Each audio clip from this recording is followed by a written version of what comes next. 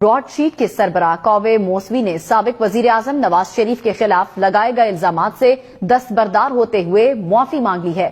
जंग अखबार के मुताबिक इंटरव्यू में ब्रॉडशीट के सीईओ कौवे मौसवी ने कहा कि वो 2 दहाइयों तक एहतसाब के नाम पर नवाज शरीफ को निशाना बनाने की कार्रवाइयों का हिस्सा बनने पर शर्मिंदा हैं। उन्होंने कहा कि वो रिकॉर्ड की दुरुस्तगी के लिए मुआफी चाहते हैं क्योंकि वो 2 दहाइयों से जारी ब्रॉडशीट की फोरेंसिक तहकीकात के दौरान नवाज शरीफ या उनकी फैमिली के हवाले से ₹1 की करप्शन का सबूत नहीं मिल सका है।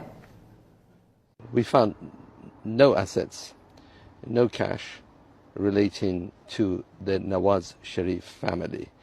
We found a lot of plundered assets, but not 1 rupee of that could be connected to the Nawaz Sharif family. I think not only I, but anyone in Pakistan who made these accusations against Mr. Nawaz Sharif, both as an individual citizen and as the Prime Minister, seriously owe him an apology. I have no hesitation in joining that apology. I think any